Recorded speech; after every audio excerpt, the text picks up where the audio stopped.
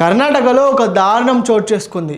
ప్రేమకు నిరాకరించిందని ఒక నర్సుని అత్యంత కిరాతకంగా, అంటే నలుగురు చూసే ప్రాంతంలో అత్యంత కిరాతకంగా, మానవత్వం లేకుండా ఏదైతే తన ప్రియుడు అని చెప్పుకుంటున్నారో అతను అత్యంత దారుణంగా తనని హతమార్చాడు.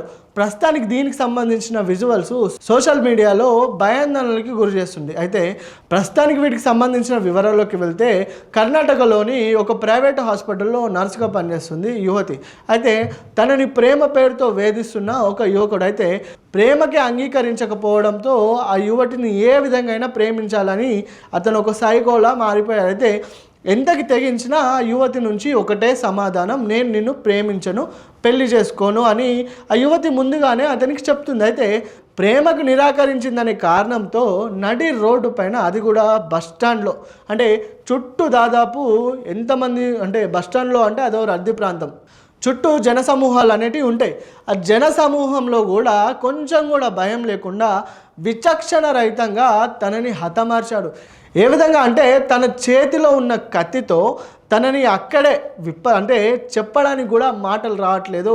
ఎందుకంటే అంత దారుణంగా తనని హతమార్చాడు. జస్ట్ ప్రేమకు నిరాకరించిందనే అంశం పైన అతను చిత్తశుద్ధి లేకుండా, కొంచెం కూడా భయము, మానవత్వం అనేది లేకుండా ఆ యువతిని హతమార్చాడు. ప్రస్తుతానికి దీనికి సంబంధించిన వీడియోలు సోషల్ మీడియాలో వైరల్ అవుతున్నాయి. అయితే ఈ ఘటనకు సంబంధించి రంగంలోకి దిగిన పోలీసులు, కర్ణాటక పోలీసులు అయితే విచారిస్తున్నారు. ఆ నిందితుడిని కూడా అదుపులోకి తీసుకున్నట్లుగా సమాచారం. చూడాలి ఏ విధంగా వెళ్తుందంటే, నిన్న తన భార్య గుడికని తీసుకువెళ్ళి ఆ గుడిలో తన బాయ్ ఫ్రెండ్తో ఆ కొండ ప్రాంతంలో తనని హతమార్చింది. తిరిగి తన హస్బెండ్ బైక్ పైనే తను వెళ్ళిపోయింది.